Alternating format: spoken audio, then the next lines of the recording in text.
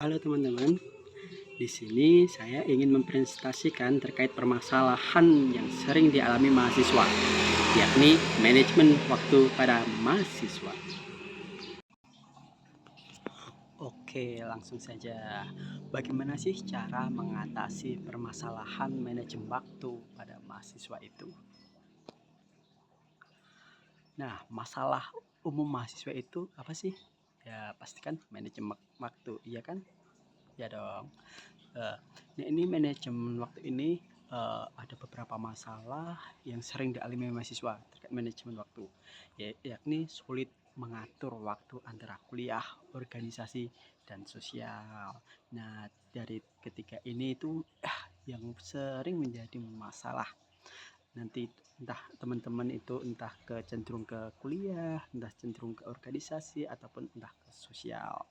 Kemudian dari tersebut nanti akan membuat mahasiswa sering merasa kewalahan. Benar nggak teman-teman? Kewalahan dalam mengatur waktunya, dalam mengatur waktu di kuliah, di organisasi, dan di sosial. Kemudian dari masalah tersebut nanti akan mengakibatkan produktivitas dari teman-teman itu akan menurun serta akan meningkatkan stres, teman-teman.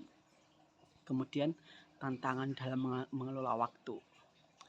Nah, penyebab manajemen waktu yang buruk itu nantinya akan berdampak apa dengan teman-teman? Nah, nanti akan terjadi penundaan tugas kuliah, kemudian tidak memiliki perencanaan yang jelas, kemudian overestimasi waktu yang tersedia. Dari tiga masalah tersebut nanti akan berdampak pada deadline tugas yang menumpuk, kemudian stres dan kelelahan bertambah. Siapa nih di sini yang sering stres? Kemudian bagaimana sih cara memulai mengubah kebiasaan?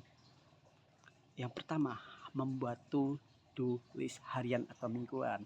Jadi teman-teman bisa membuat jadwal atau timeline kegiatan teman-teman, apa yang perlu dilakukan teman-teman pada harian atau minggu secara mingguan atau secara harian gitu. Kemudian teman-teman juga bisa membuat teknik manajemen waktu, misalnya pakai Pomodoro. Misalkan teman-teman belajar nih 30 menit pertama belajar, kemudian teman-teman istirahat untuk merilekskan tubuh itu sekitar 5 menit. Nanti teman-teman kembali lagi belajar 30 menit lagi dan istirahat 5 menit lagi, dan seterusnya gitu teman-teman.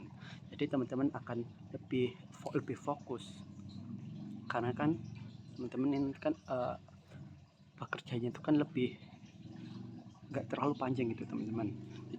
Kemudian hal yang ketiga itu memprioritaskan tugas yang paling penting. Nah, di antara tugas-tugas entah itu mata kuliah, entah itu organisasi, entah sosial, nah teman-teman harus memprioritaskan tugas yang paling penting.